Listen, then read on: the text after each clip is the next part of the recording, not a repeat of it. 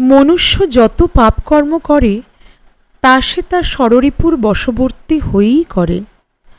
ষড়রিপুর কবল থেকে নিজের চেতনাকে মুক্ত করে নিজের আত্মিক উন্নতি সাধন করার যে কোনো ব্রত উপবাসের মূল কারণ। আমার স্বামীই আমার সম্মান, কৃষ্ণভক্তি লাভই শ্রী একাদশী ব্রতের মুখ্য ফল।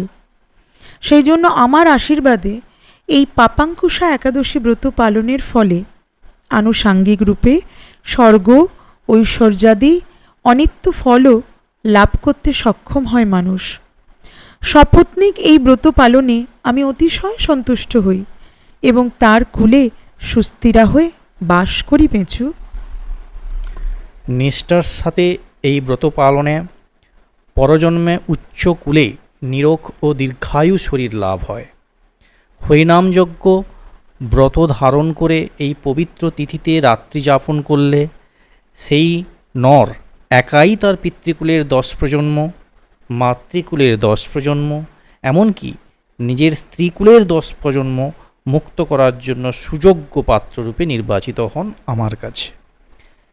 সেই ব্যক্তি দেহান্তে আমার সর্বোচ্চ ঐশ্বরিক সুখের আবাস বৈকুণ্ঠ ধামে অনায়াসেই প্রবেশাধিকার লাভ করেন।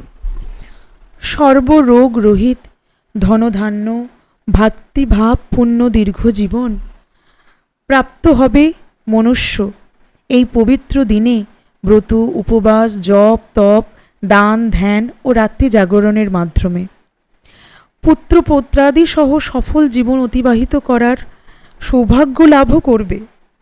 আমার বিশেষ কৃপা খুব সহজে সেই মনুষ্য লাভ করতে পারবে। মনুষ্যদেহ পেয়েও এই সকল পুণ্য কার্য শুদ্ধ মনে যারা করতে পারে না, তাদের জীবন কামারশালার হাপড়ের মতো বিফল। পেচক, পাপাঙ্কুশা একাদশীর মহিমা ও ব্রতকথা শোনার ফলে নিদারুণ যমদণ্ড থেকে মুক্তি লাভ হয়। আপনার কাছে তো ব্রত মাহাত্ম্য শোনার সৌভাগ্য পেলাম প্রভু। এবার আমি এই মহাপুণ্যব্রতের কথাও একটু শুনব। নিশ্চয়ই শুনবি পেঁচু, আমি তোকে পাপাঙ্কুশা একাদশীর ব্রতকথা নিশ্চয়ই শোনাব। পৌরাণিক এক ঘটনাই এই একাদশীর ব্রতকথা। Stay tuned for part 4.